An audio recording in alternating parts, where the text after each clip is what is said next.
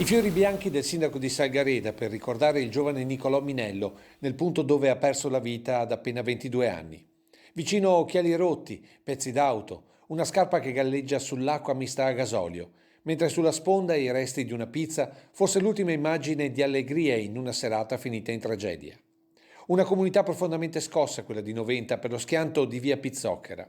Sgomento per la giovane vita stroncata ed apprensione per gli altri due giovani che stanno lottando tra la vita e la morte. Abbiamo perso una giovane vita noventana e questo ci rende molto tristi, anzi approfitto anche pubblicamente di fare condoglianze alla famiglia a nome di tutti i noventani, visto che era anche una famiglia conosciuta, è una famiglia conosciuta a Noventa perché gestisce un bar storico di Noventa di Piave. E lo storico bar da Rolando oggi aveva le serrande abbassate.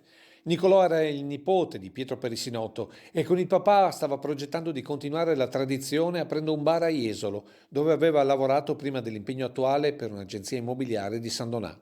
Estroverso, simpatico, amante della vita e legatissimo alla sorella Alessandra, aveva un'autentica passione per il calcio. Dopo aver giocato con il Meulo e il Ponte Crebaldo, era attualmente in forza al Grassaga, dove, nonostante i limiti del Covid, non perdeva un allenamento. Un vero e proprio legame con i compagni che oggi attraverso la società hanno voluto salutare così il loro Mine.